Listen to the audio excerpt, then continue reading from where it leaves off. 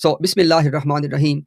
In this tonight live stream, we presented a presentation in which Mirza Ghulam Ahmad Qadiani is telling us two different things. One, he is telling us that there was only one promised messenger to come. Keep in mind, he said that there was only one promised messenger to come. And then he says, the second thing he says, that this promised messenger is number one, Muhammad sallallahu alaihi wasallam. Nauzubillah. Then he says, this promised messenger is Krishna. Nauzubillah. Then he says, this promised messenger is Messiah, Isa alayhi salam, his second coming. Now the first point is, you are telling us there was one promised messenger to come in a buruz form, in someone else's form. Then you are giving us these three names. So there's three, but still one, because there was one promised. That's first question we raised today. I will invite you to watch the whole presentation, inshallah. I'll put that separately as well. And in the stream, you can watch it anyways. Secondly, why is it that when Mirza Ghulam Qadiani made three separate claims? Number one, he said there was one promised Muhammad to come, Nauzubillah, and it is me. So he was claiming to be promised Muhammad, but you don't tell the people. Muhammad Ma'ud. These are his own words, Muhammad and Ma'ud, his own words. And when he said there was Krishna, there was promise for Krishna to come by Allah, Nauzubillah. And they said, I am the Krishna to come. Who was to come? So why you are not telling to the Hindus that Mirza Ghulam Qadiani is the promised Krishna? Why not? There's no book. You don't tell them. Number three, why is it that you're only using one signboard, or promised Messiah? This is our question to you. That why is it that the promised Muhammad claim, Nauzubillah, and the promised Krishna claim are hidden? Third point we raised is this. When Mirza Ghulam Qadiani is telling us or claiming that every nation in their scriptures, they have promised someone and I am that someone. What about the Jews? Jews are waiting for their promised Messiah. You need to tell us. Was Mirza Ghulam Qadiani the promised Messiah for Jews? Yes or no? If no, why not?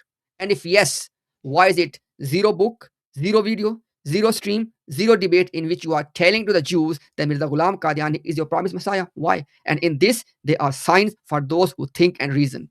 And last point is this. Mirza Ghulam Qadiani is, from Muslim point of view, he's claiming in two positions. When Isa alayhi salam is telling us in Surah As-Saf that Ahmad messenger will come after me. Who's telling us? Isa alayhi salam. About who? About Ahmad messenger. Now Mirza Ghulam Qadiani is saying that I am the fulfillment of this Ahmad messenger and I am the fulfillment of second coming of Isa alayhi salam. In this logic, you have to say that Isa alayhi salam was actually talking about his own second coming. Because at the end of the day, Mirza Ghulam Qadiani is claiming both the Ahmad messenger and second coming of Isa ibn Maryam. Subhanallah. And likewise, on the same logic, Nabi Muhammad sallallahu alaihi wasallam in multiple ahadith, he said, I swear by the one in whose hand is my life, son of Maryam will descend amongst you. Ahmadiyya Jamaat and Mirza Ghulam Qadiani says that this is the one, that he is the one, right? Now, at the same time, you said that Mirza Ghulam Qadiani is the second coming of who? Of Nauzubillah, Nabi Muhammad sallallahu alaihi wasallam. Then you have to admit that when Prophet said that Isa ibn Maryam will descend, Nauzubillah, Prophet was talking about his own second coming. How illogical. So I want common Ahmadis to use your mind. Because at the end of the day, this cryptic thing, buruz. Mirza said, what is buruz? One person original, and then the buruz of that. But what is buruz? Original 100% copy of the, 100% true copy of the original. This is the buruz, right? If there is a definition, how Mirza Ghulam Qadiani can be 100% true copy of three human beings? Until and unless you admit that those three human beings are same to each other as well.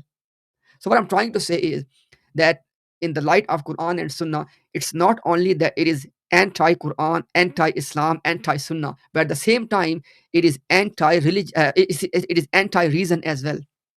Because one human being cannot be 100% true copy of three separate individuals.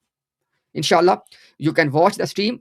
Inshallah, will post the clip, this one separately, and we will give the link for the presentation with this video. You can watch it, and then inshallah, you can make and take the right decision. May Allah bless all of you, inshallah.